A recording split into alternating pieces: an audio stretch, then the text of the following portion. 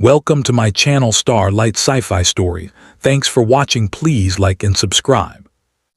Lucas Hale had guarded embassies on 3 different planets. He had escorted diplomats who argued about trade routes for 12 straight hours. He had protected a mining governor who believed every reflective surface might secretly be an assassin drone. None of that training, however, had prepared him for standing inside the royal palace of the Larethian Empire. The palace floated above a vast silver ocean that stretched to the horizon like liquid metal under starlight. Towering crystal arches curved overhead. Streams of glowing energy flowed through transparent walls like slow rivers of light.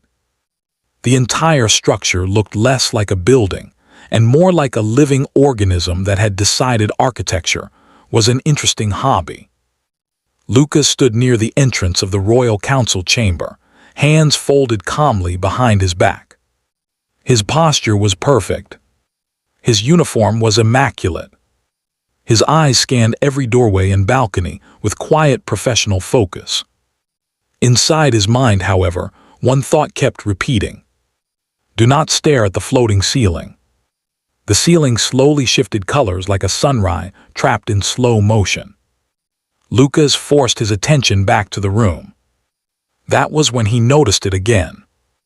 The princess was staring at him. Princess Kaylee sat beside her mother at the long council table where ministers discussed star charts, border treaties, and diplomatic missions. Lucas only caught fragments of the conversation. Orbital corridors, trade negotiations, defense satellites. Meanwhile, the princess seemed deeply interested in a far more mysterious subject. Him. Her bright silver eyes were fixed on Lucas, with the intense curiosity of someone studying an unfamiliar constellation. Lucas remained perfectly still. Professional guards did not react to royal starring. Still, after several minutes, he began wondering if he had accidentally committed a terrible cultural mistake. Did I salute the wrong person? He replayed the morning in his head. He saluted the palace commander. He nodded politely at a floating translator drone. He almost saluted a statue before realizing statues usually didn't blink. Everything seemed normal. Yet the princess continued watching him like he had personally invented gravity. Lucas shifted his weight slightly. The floor shifted with him. Just a little. Not dramatically.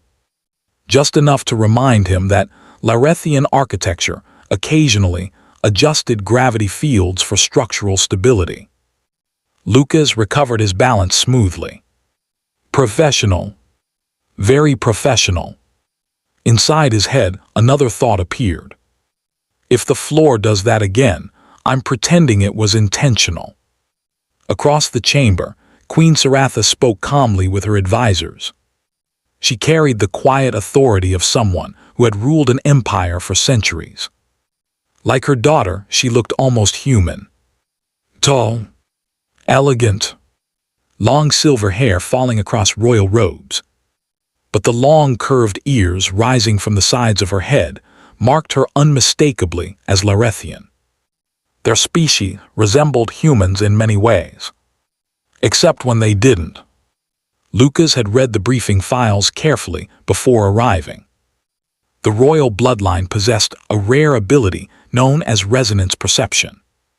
Scientists described it as the ability to sense emotional energy patterns between individuals. Lucas understood roughly 3% of that explanation. For now, his job was simple. Stand still. Watch everything. Protect the royal family. Preferably without falling into alien furniture. Unfortunately, alien furniture seemed determined to challenge him. A small floating chair drifted slowly across the chamber behind him. Lucas sensed movement and glanced over his shoulder. The chair rotated slightly, then stopped. Lucas narrowed his eyes. Don't start, he muttered quietly. The chair floated away. Lucas looked forward again. Princess Kaylee's was still watching him. Now she looked slightly amused. Lucas blinked once. Great. The princess saw me threaten a chair. She tilted her head slightly, studying him like a puzzle she couldn't quite solve. Across the table, Queen Saratha noticed the interaction. She did not interrupt the council discussion, but her eyes briefly moved from her daughter to the human guard. Kaylee's rarely paid this much attention to anyone outside the royal family, especially not a human who had arrived less than a week ago. Something about this was unusual, and in a palace that had existed for thousands of years. Unusual things were rarely random.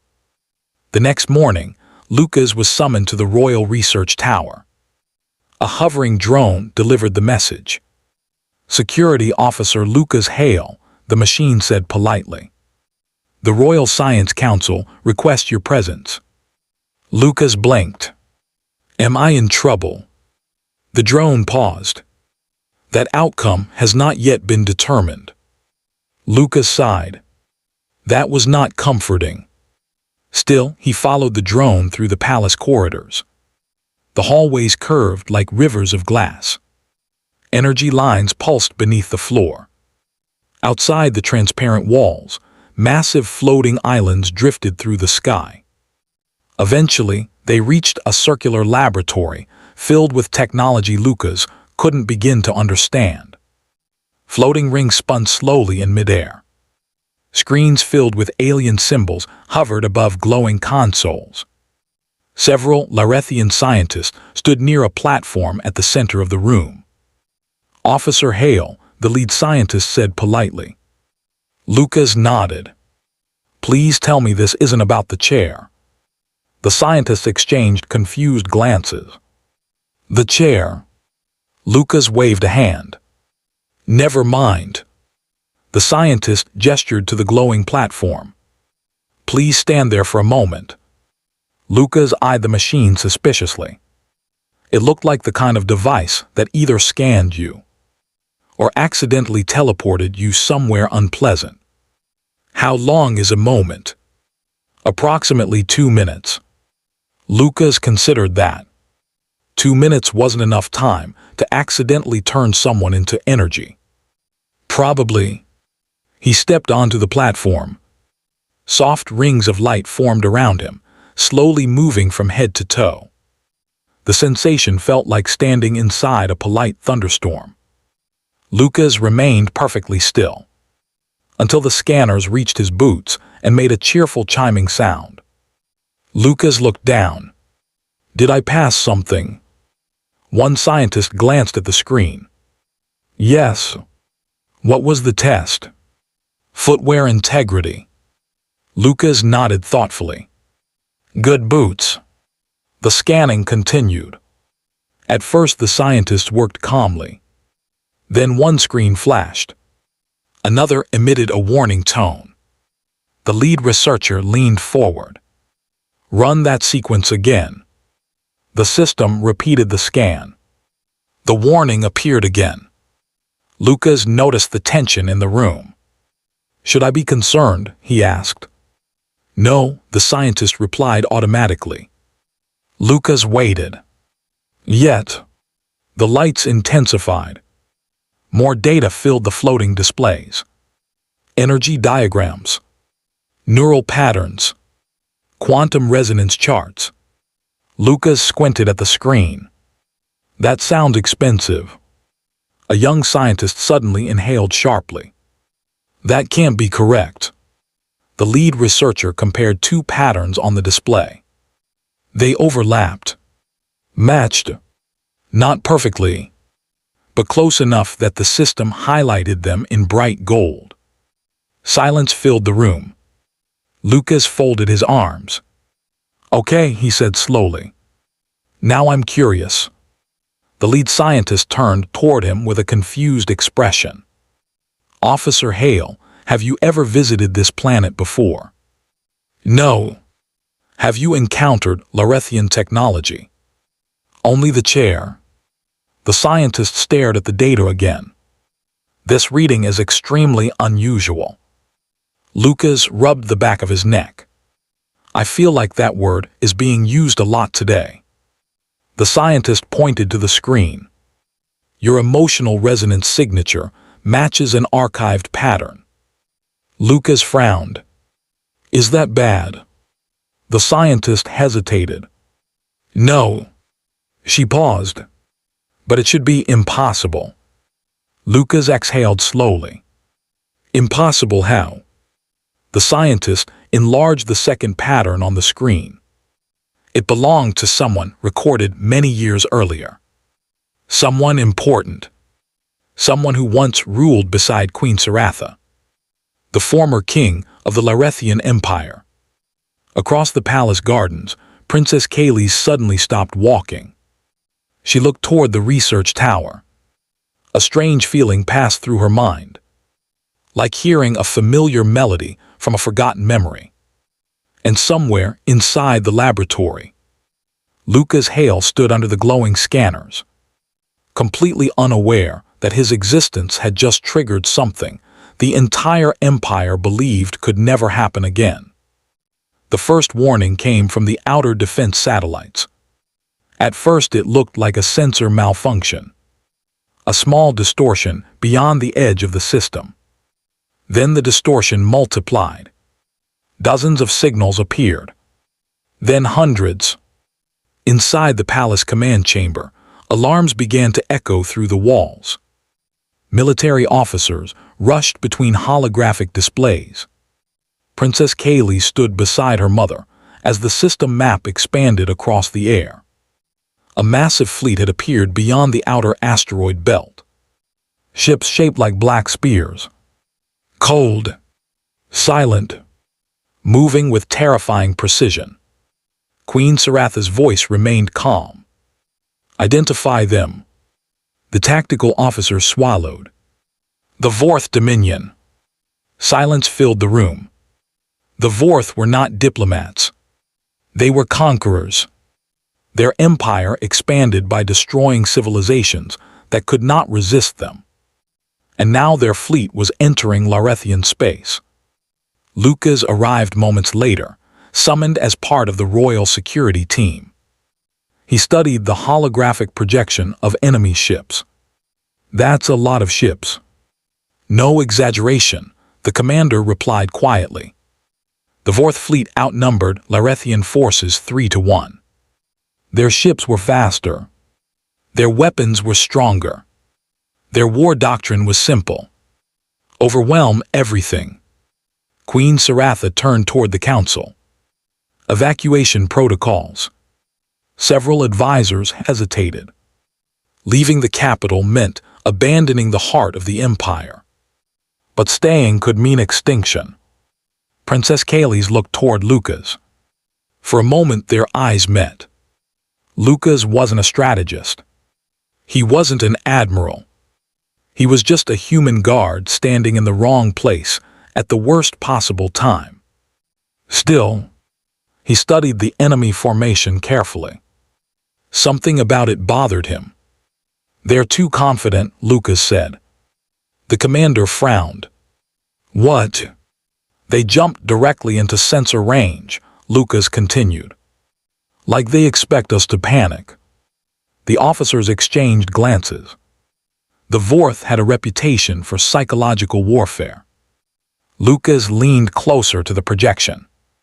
Then he noticed something else. Wait. He pointed at the enemy formation. These ships in the back. The tactical officer zoomed in. Large vessels surrounded by escorts. Command carriers, the officer explained. Lucas nodded slowly. So that's their brain. The officer raised an eyebrow. That is a simplified description. Lucas folded his arms. What happens if the brain gets hit? The officer hesitated. Fleet coordination would collapse. Queen Saratha looked at him. You have an idea. Lucas scratched the back of his neck. Well, humans have a saying. When you can't beat the whole army. He pointed at the command ships. Punch the general. The room went quiet. It was reckless, dangerous, possibly suicidal. But it was also the only strategy that might work. Princess Kayleigh felt something strange in her chest again. That same melody. That same impossible resonance. She looked at Lucas. Then we strike the brain. The Larethian fleet launched within the hour. Sleek silver warships emerged from hidden hangars beneath the palace ocean. Energy shields ignited like miniature suns. Lucas sat inside a small strike craft beside two alien pilots. He wasn't supposed to be here. Royal Guards did not normally participate in space combat. But the plan required someone reckless enough to fly directly into the enemy command formation. Apparently, that made him qualified. Princess Kayleigh watched the fleet depart from the command deck. Her senses vibrated with strange emotional echoes. Fear, hope, and something else. Something tied to the human pilot flying toward impossible odds. Out in deep space, the battle began. Larethian cruisers fired first. Beams of white energy tore through the darkness. The Vorth fleet responded instantly. Thousands of missiles filled space with fire. Explosions lit the void like artificial stars. Lucas gripped the controls of the strike craft. "Okay," he muttered. "Let's try something stupid." The small fighter darted through the battlefield like a needle. Enemy sensors struggled to track such a tiny target. The two Larethian pilots watched in disbelief as Lucas pushed the craft beyond safe maneuver limits. "How are you still flying?" one asked. Lucas grinned. "Human reflexes." Missiles streaked past them. Enemy ships fired interceptors. Still Lucas kept going. Closer, closer, toward the center of the Vorth fleet. The command carriers loomed ahead. Massive, armored, protected by dozens of escorts. Lucas exhaled slowly. "All right," punched the general. He armed the fighter's experimental resonance weapon. The device had been designed to amplify Larethian energy signatures. Normally, it required multiple ships to activate. Lucas had another idea. "Princess," he whispered quietly through the comm channel. "Remember that resonance thing?" Far away in the palace command room. Princess Kayleigh closed her eyes. She focused on the strange connection she felt with the human pilot. The melody, the rhythm, the impossible resonance. Her mind reached across space, and the weapon in Lucas's fighter ignited. A beam of golden energy erupted from the small craft. Not just technology, something more. Human courage, alien resonance. Two species combining in a way no one had predicted. The beam struck the first command carrier. The massive ship exploded. Shockwaves rippled through the Vorth fleet. Fleet coordination collapsed instantly. Ships began colliding. Orders stopped transmitting. Confusion spread like wildfire. Lucas stared at the chaos unfolding around him. "Well," he said quietly, "that worked." Within minutes, the Vorth fleet began retreating. Without their command carriers, their strategy had fallen apart. The invasion ended before it truly began. Hours later, the palace balcony overlooked a peaceful silver ocean once again. Queen Saratha stood beside Princess Kayleigh. Far below, the capital celebrated. Lucas leaned against the railing nearby, still wearing his flight suit, still looking slightly confused about how he survived. The Queen studied him thoughtfully. "Human officer Hale." Lucas nodded politely. "Yes, Your Majesty." "You saved this empire." Lucas shrugged. "I mostly pushed buttons." Princess Kayleigh smiled softly. "You did something more than that." Lucas looked out toward the stars. Humans are good at one thing. What is that? The Queen asked. Lucas smiled. When the universe says something is impossible. He looked back at them. We try it anyway. The wind carried distant celebration across the ocean.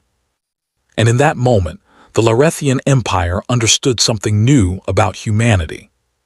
Humans were smaller, weaker, far less advanced. But they possessed something that frightened even ancient civilizations. They refused to believe defeat was inevitable. And sometimes, that was enough to change the fate of the stars. The end.